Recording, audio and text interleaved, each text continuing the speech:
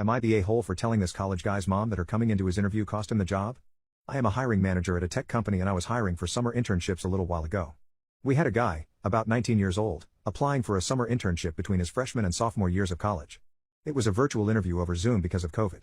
A minute or two in, when I was introducing myself, his mom came in and introduced herself and started talking about her son's work ethic. I thought it was a little strange. I said something polite about wanting to hear from him. She just didn't get the hint and kept coming into camera frame during the interview and interrupting her son to answer questions for him. I asked a few technical questions which he seemed to answer well and then cut the interview fairly short.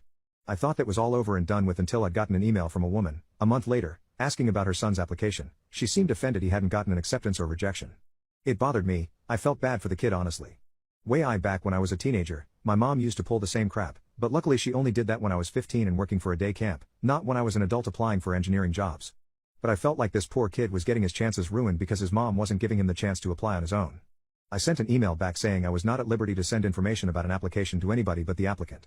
I also asked HR to send an email to the kid saying sorry but we were not making him an offer.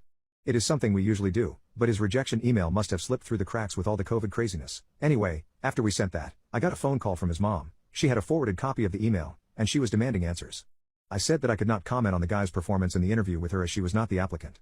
If he wanted to reach out to me, I was happy to give him some feedback.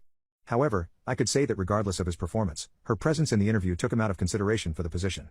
We were looking for an independent and self-driven person for the position, and for that reason, it is important to see an applicant speak for themselves, follow up themselves, etc. I also said that, as a piece of advice, every hiring manager I've met in my career sees someone other than the applicant answering questions during an interview, following up on the applicant's behalf, etc.